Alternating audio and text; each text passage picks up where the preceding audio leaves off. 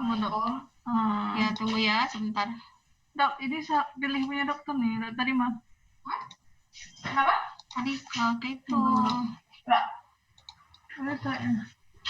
Screen. Stop. Share dulu. Aduh, kok ketahuan flash rumah saya?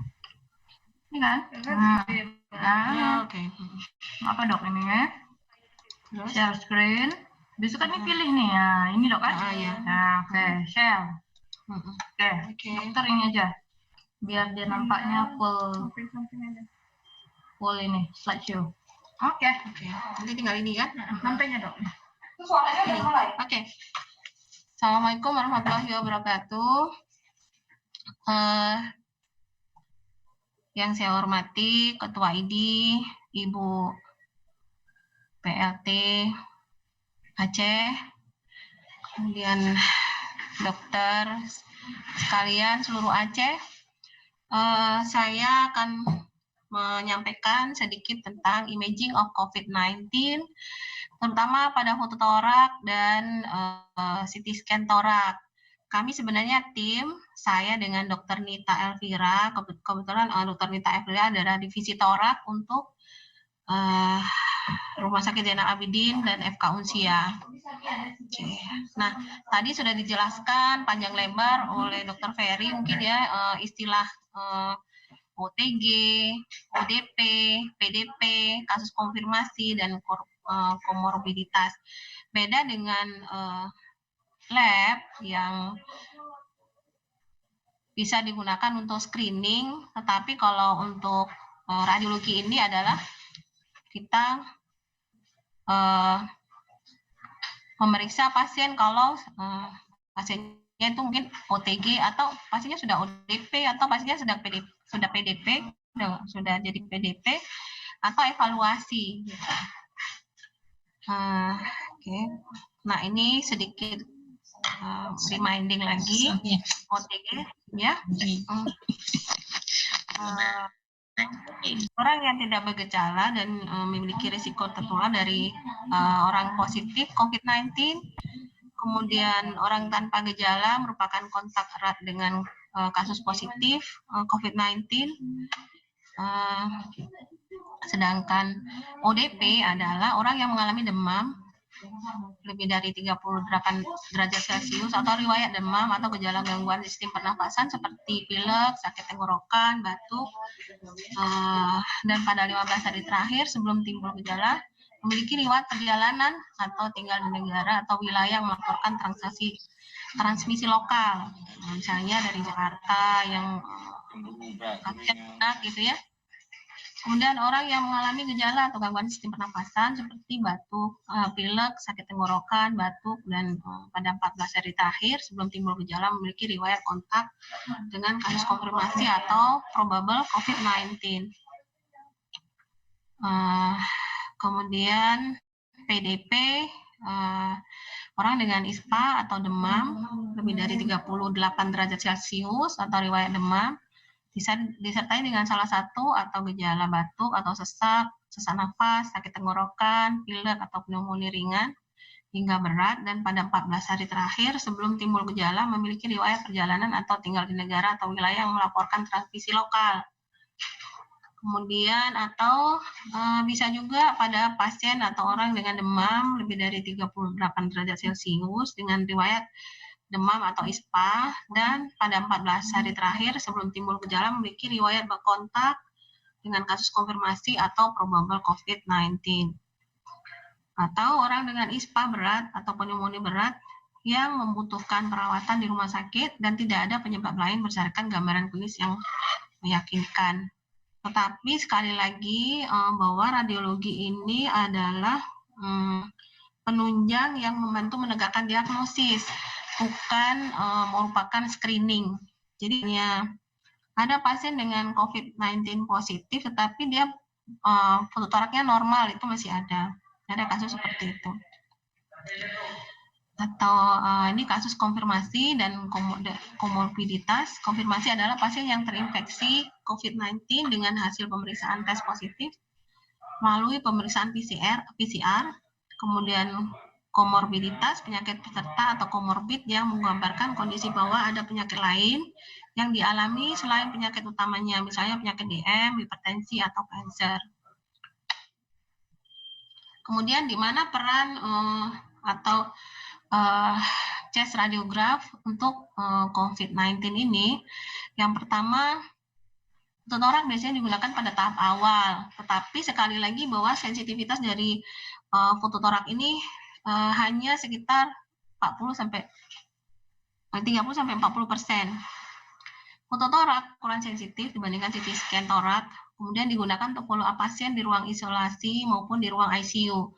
Karena fototorak ini bisa diperiksa dengan sitobed atau pasiennya di tempat, kemudian pesawat X-ray-nya didorong ke ruang pemeriksaan.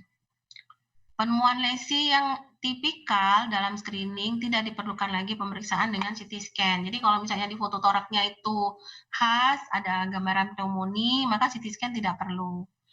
Penemuan lesi yang atipikal pada foto torak dengan hasil PCR positif, maka bisa diusulkan untuk pemeriksaan CT scan. Tapi tentu saja pemeriksaan CT scan ini membutuhkan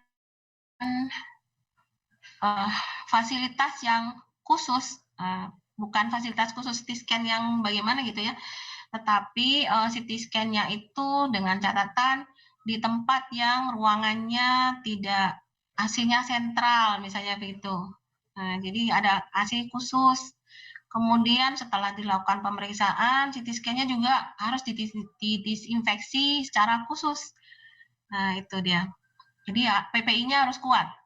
Petugas PPI, rumah sakit harus kuat dan bisa melakukan disinfeksi seluruh ruangan dan peralatan CT scan.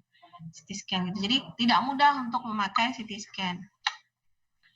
Nah, gambaran abnormal pada fototorak apa gitu ya. Nah, biasanya didapatkan gambaran ground glass opacity atau gambaran doff seperti kaca yang atau gelas yang warnanya putih susu gitu ya, seperti itu. Kemudian konsolidasi di subpleura atau ada gambaran paru yang padat di subpleuranya sedikit, tapi tidak besar, tidak luas. Biasanya lokasinya di perifer ya. Biasanya multifokal dan bilateral atau bisa unilateral. Kemudian kita juga kadang-kadang kasus ini ada dijumpai juga pleural efusi atau efusi pleura. Nah, keterlibatan bilateral dari paru ini dapat membedakan apakah COVID-19 atau pneumonia bakterial. Tentu saja onset ini akan penting ya, onset akan penting. Kalau bakteri itu mungkin agak lama, tapi virus ini onsetnya cepat, gitu ya. Nah, kalau terjadi peningkatan derajat pneumonia, itu kalau yang tidak ada, ini derajat pneumonia berdasarkan radiologi toraknya ya, derajatnya yang tidak ada kelainan atau tidak ada abnormalitas, maka fototoraknya normal.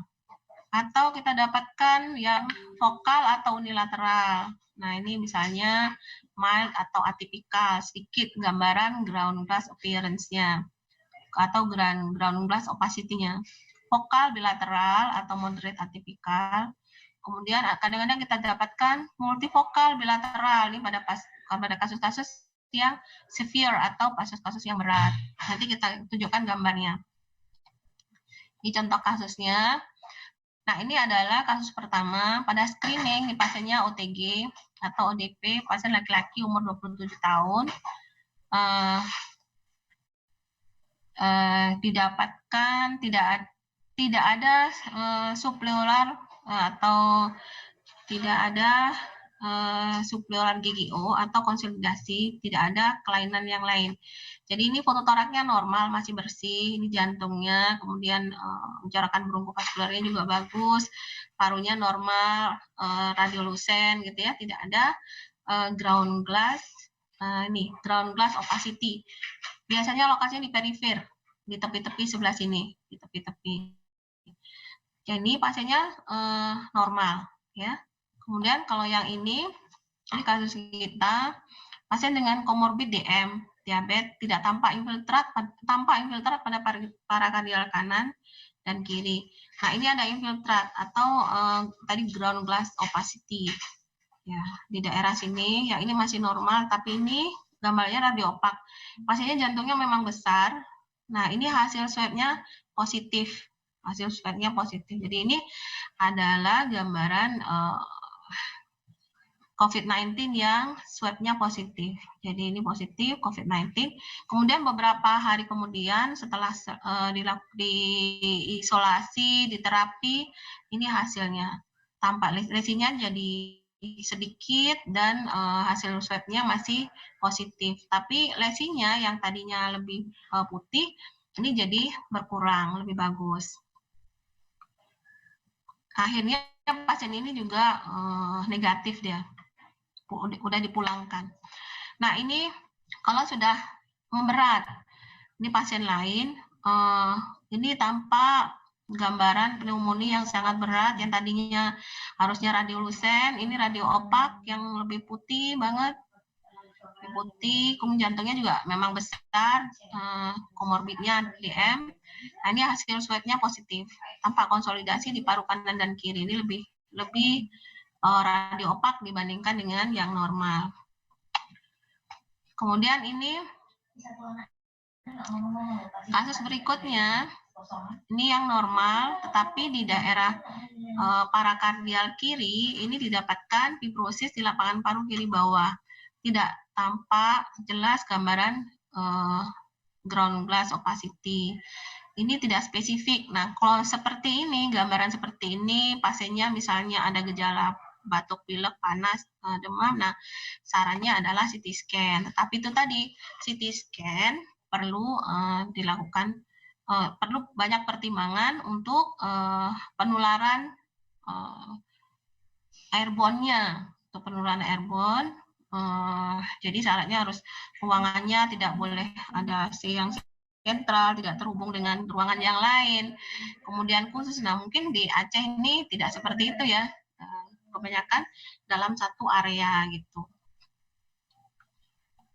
Nah, ini kasus kelima. Ini pasien datang dengan batuk, pilek, demam.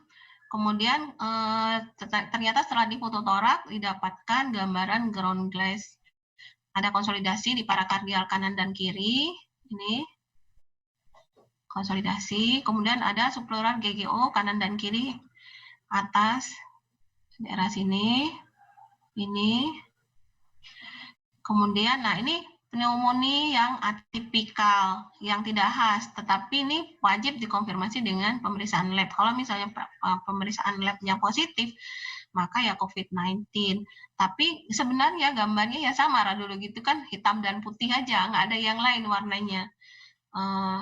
Jadi dia ada infiltrasi sel-sel radang ke dalam alveoli dan jaringan interstisial menyebabkan gambaran pneumonia gitu. Tetapi kalau misalnya yang COVID-19 ini biasanya di daerah perifer, tapi ini tengah-tengahnya juga ada gitu. Maka harus dikonfirmasi dengan labnya bagaimana. Tapi kalau dari sini radiologi pasti menjawabnya pneumonia gitu. Nggak ada jawaban lain. Nah, ini pasien berikutnya ada gambaran subpleural basal kanan. Subpleural. Gambaran GGD subpleural basal sebelah sini. Moderate pneumonia atipikal, ini konfirmasi lab juga, atau saran HRCT di daerah sini ya, sarannya HRCT atau CT scan yang dengan potongan tipis, high resolution CT scan. Saya kira kalau yang CT scan-nya di daerah tuh 64 slice atau yang 16 tuh sudah bisa kita buat yang 1 mili gitu. Nah, ini gambaran ground glass opacity di parakardial kanan dan kiri. Kemudian ini konfirmasi lab juga. Ini pneumonia, gambaran pneumonia. kalau kita konfirmasi labnya positif, maka dia tipikal COVID. Maaf ini salah ketik ya. Ini COVID, tipikal COVID untuk kasus yang severe pneumonia. Nah, ini tampak gambaran, ini sudah konfirmasi COVID-nya positif. Kan tampak subpleural bilateral konsolidasi. Nah, ini dengan konsolidasi, dengan gambaran pneumonia, ini infiltrasi sel radang semua hampir di seluruh lapangan paru kanan, lapangan paru kiri dengan konsolidasi. Kemudian tipikal sphere pneumonia. Dalam 5 hari kemudian, yang ini yang pertama, foto pertama, sedangkan ini foto kedua. Yang ini yang tadinya opak, radio opak, ternyata setelah dilakukan terapi selama 5 hari, yang ini jadi radiolucent, sehingga ini artinya ada perbaikan, Kemudian tampak konsolidasi, yang ini ada konsolidasi di subpleural atas dan bawah, kanan kiri dengan ini yang kiri di sini, kemudian yang parakardial, kemudian ini sebelah sini. Nah, pada kasus ini kita harus konfirmasi lagi dengan labnya. Kalau dari radiologi gambarnya pneumonia, tetapi apakah dia tipikal COVID atau bukan, maka harus konfirmasi dari laboratorium.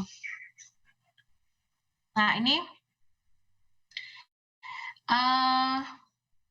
kenapa nih ya? Ada gambar ininya. Kenapa ini? Oh, itu ada yang coret-coret. Ada yang mengedit, ada peserta yang mengedit. Oh, gitu. Nah, dokter nggak apa-apa. Oh, yaudah. Ini ada pesertanya yang nggak tahu nih. Oh, nah, ini dokter ini bisa tunjukin. Edit juga kalau mau, dokter mau tunjukkan bisa dilihat. Kalau dokter mau tunjukin kan? Sorry. Mana nih ya? Mana toolnya Pak? Udah nggak apa-apa biar ada. Nah, ini dok, kalau mau nih. Nih dia ada yang pegangin tadi anak nih. Oh, udah mau tahu saya biar aja. Yang ini pada foto awal, ini foto torak awal ya. Pada foto torak awal, kalau dari foto toraknya ini kelihatan normal gitu. Tidak, pasiennya mungkin gejala sedikit agak demam atau apa ya. Tetapi setelah dilakukan pemeriksaan CT scan dengan irisan yang tipis, maka di ujung sebelah sini ternyata ini ada ground glass opacity. Dan ini makanya CT scan ini lebih cepat, lebih sensitif dibandingkan dengan foto torak. Jadi kalau foto toraknya normal, maka di sininya sudah kelihatan gitu. Ini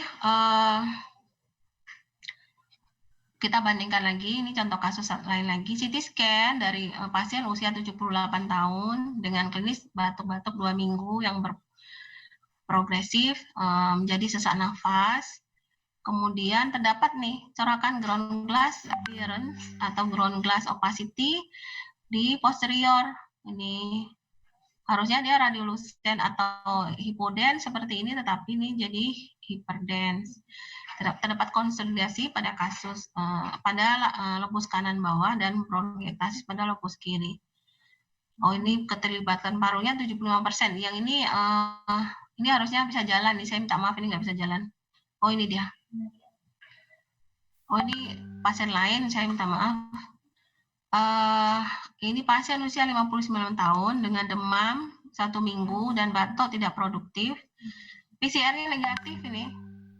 Pada pemeriksaan PCR negatif, klinisnya mengarah COVID-19, dilakukan pemeriksaan CT scan, terdapat gambaran ground glass dengan konsolidasi masif pada bagian posterior. Ini dia. Ini.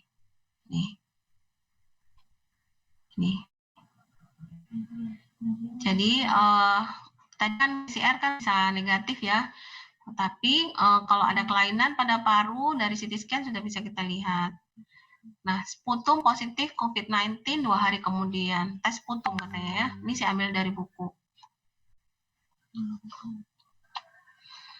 Nah, ini contoh kasus pada fase awal wanita usia 59 tahun dengan demam 10 hari dan batuk 5 hari ini. Saturasi oksigennya sekian. Kemudian frekuensi nafasnya 30 kali per menit. Kemudian, pada gambaran CT scan-nya itu kita dapatkan gambaran ground glass opacity seperti ini. Harusnya dia warnanya hipoden seperti ini, tetapi ini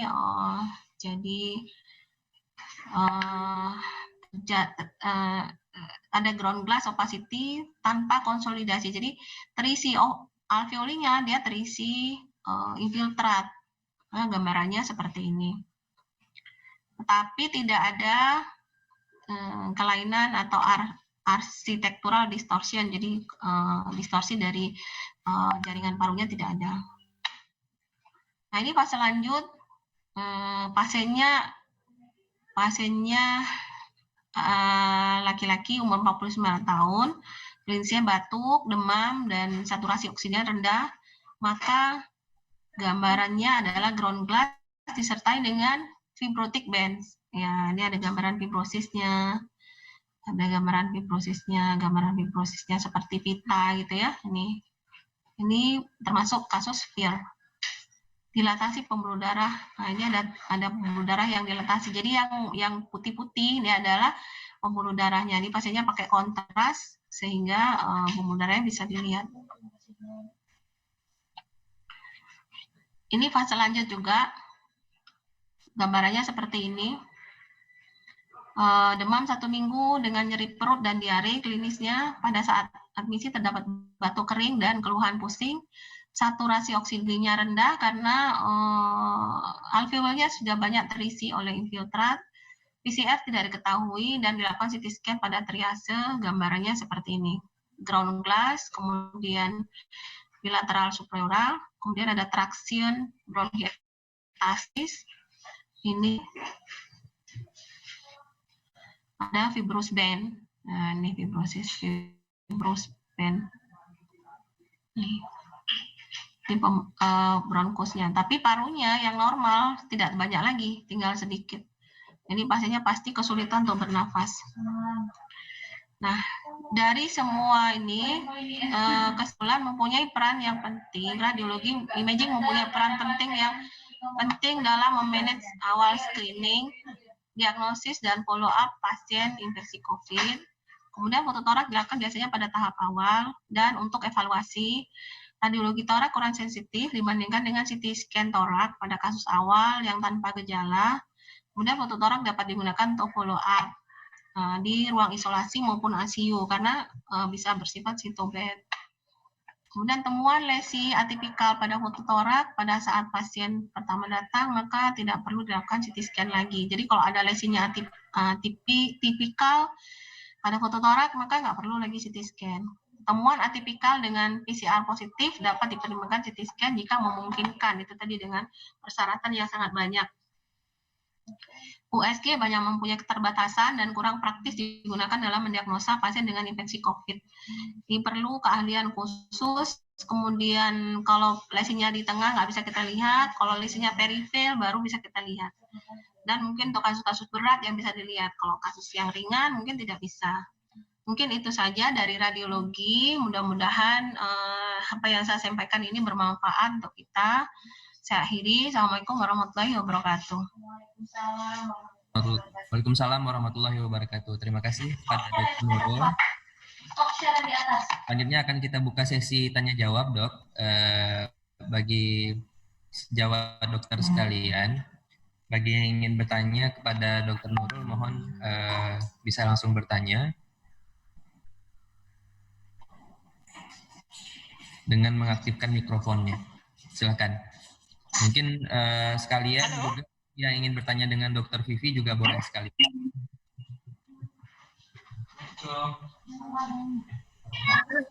Silakan. Halo. Assalamualaikum. Waalaikumsalam. Mohon disebut nama, Dok. Silakan, Dok.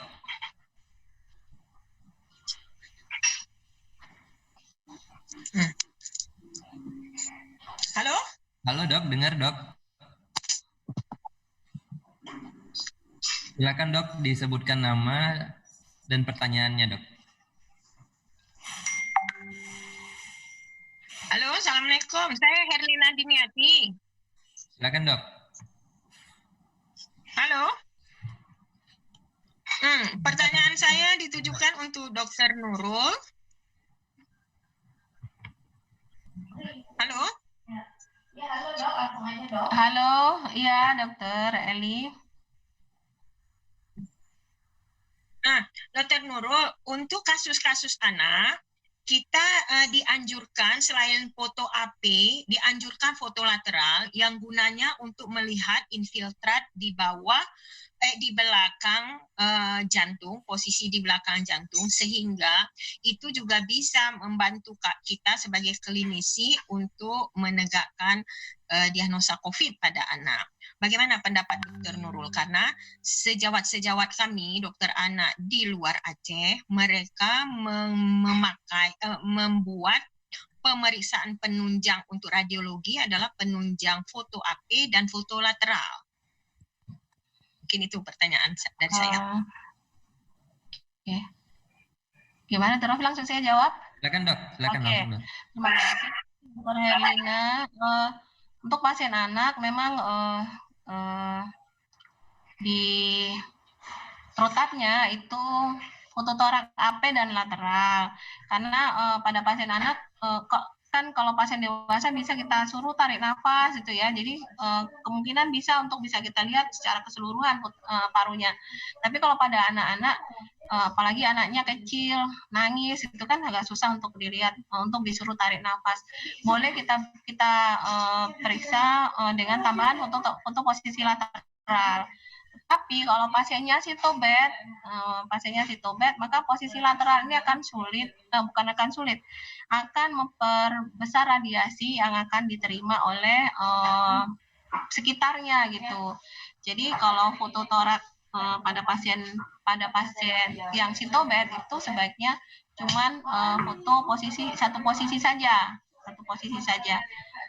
karena kita selain pada penanganan COVID ini untuk radiologi itu selain infeksinya sendiri, kita juga harus memperhitungkan radiasi terhadap pasien dan radiasi terhadap sekitarnya gitu. Kalau misalnya pasiennya nggak ada di bednya itu tidak ada pasien lain, mungkin masih bisa untuk kita buat posisi lateral atau posisi lain gitu.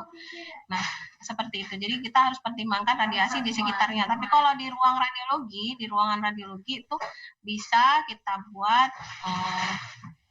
AP dan lateral. Mungkin itu Dokter Eli. Cuma saya terus terang saya belum selama ini yang saya baca tuh dewasa Dokter Eli, yang anak-anak saya masih belum paham betul. Nanti coba saya konfirmasi lagi ke perhimpunan untuk mencari tahu secara detailnya untuk pasien anak. Mungkin itu dari saya. Terima kasih. Iya, Dr. Rofi, ini ada pertanyaan yang tertulis, itu jawabnya gimana? Sebentar dok, saya cek. Oke. Langsung chat pribadi Dr. Nurul ya? Bukan, di sini di Zoom, di grup. Ya, maksudnya dia chat pribadi dok. Oh, chat pribadi. Oh. Maksudnya itu ditujukan. Silakan kalau di chat pribadi langsung saja dok. Oh gitu. Baik. Okay.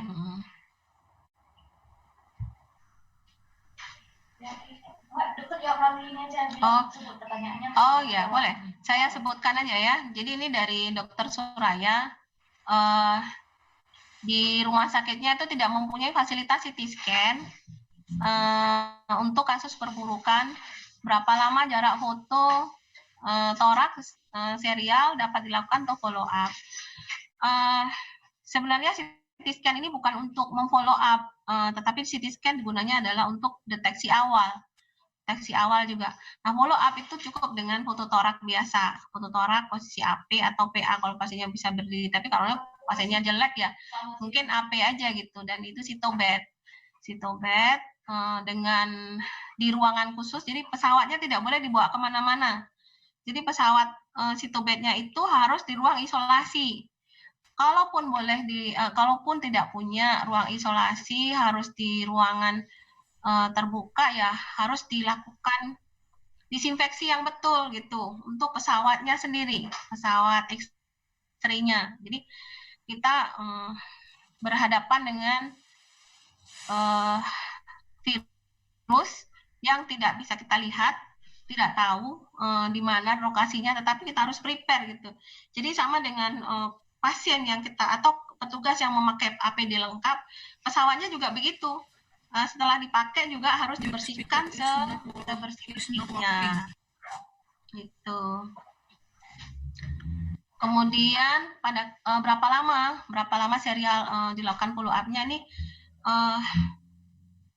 tergantung klinisnya ya, boleh kalau misalnya klinisnya kurang baik ya bisa 2 atau 3 hari bisa kita foto torak ulang lagi karena ini cepat, kalau virus tuh cepat ya serialnya. Cuma nanti secara detailnya coba tanya sama dokter paru berapa lama mereka harus foto ulang gitu. Kemudian pada kasus perbaikan, apakah perlu dilakukan pemeriksaan foto ulang torak? Kalau ada perbaikan, ya harus difoto ulang. Apakah memang sudah bersih atau tidak? Gitu. Itu jawabannya Dokter Soraya dari PD Jaya ya, dokter anak. Baik, terima kasih Dokter Nurul. Dari Dokter Soraya, bagaimana dok? Ada yang ingin ditambahkan atau ingin ditanyakan kembali?